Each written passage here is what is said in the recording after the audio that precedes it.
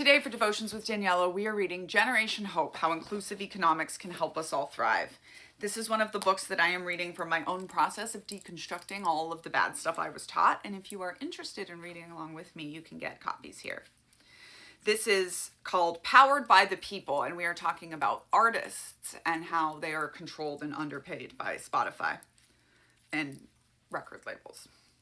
But it is the power the record labels hold.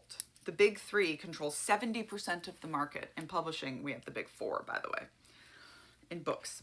That makes artists uniquely vulnerable to this kind of exploitation.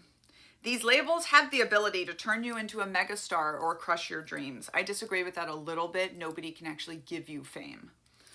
You can make decisions on principle if you're Taylor Swift, but what about struggling artists?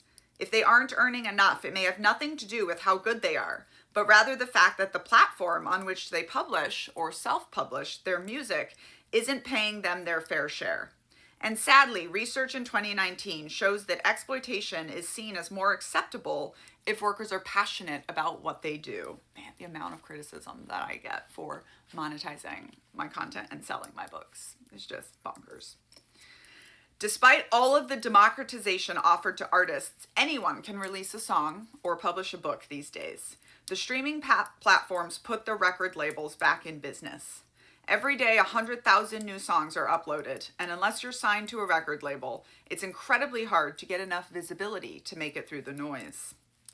All this is made possible by what Cory Doctorow and Rebecca Giblin call Chokepoint capitalism. In their eponymous book, Chokepoint Capitalism, How Big Tech and Big Content Captured Creative Labor Markets and How We'll Win Them Back. Doctorow and Giblin go into great detail to show how exploitative businesses create insurmountable barriers to competition that enable them to capture value that should rightfully go to others. Reinforcing a theme we've seen over and over in this book, Doctorow and Giblin say competition is supposed to be fundamental to capitalism. Over the last 4 decades, though, greedy robber barons have worked out how to lock in customers, suppliers, eliminate competitors, and shake down everyone for more than their fair share. Choke points are not unique to creative industries. Lots of companies try to create the conditions that will allow them to take a disproportionate share of the value of other people's labor. In his utopian novel, Another Now, Dispatches from an Alternative Present, former Greek finance minister Yanis Varoufakis argues that all people working in a given business should be treated equally, because without people, you simply can't produce anything. In his example, 2 people start a cafe and hire a server. The waitress then has an equal share in the business, with all 3 of them owning a third each. Similarly, in a factory, every worker and the management would have equal ownership. In essence, he's describing a cooperative. And his argument is not wrong. Without people, not a single business on this planet would survive. Farmers grow crops, workers build goods, and intangible products like computer code and creative ideas are all necessities and all inextricable from the people who create them. We haven't yet reached a state of autonomous artificial intelligence to prove otherwise, though that might be coming soon.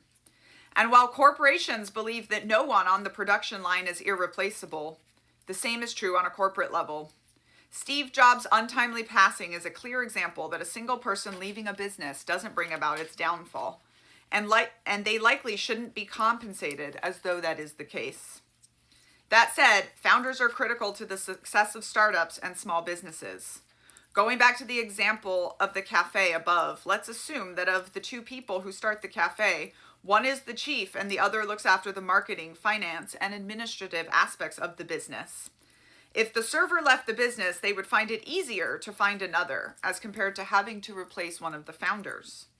Steve Jobs was critical to Apple's success in their early days, and also, as it turned out, after this return to the company when it was struggling, 11 years after he had been ousted.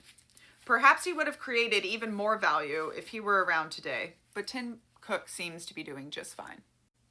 In the last 60 years, U.S. GDP per capita has more than doubled, and productivity has increased 7-fold. But in the same period, pay for workers went up by less than 1/5 of the increase in productivity.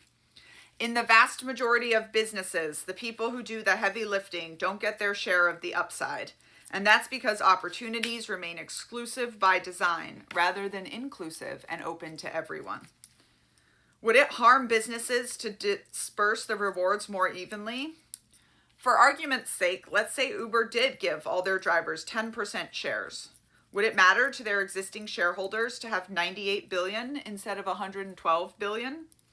The same question applies for Amazon and all other gig economy businesses.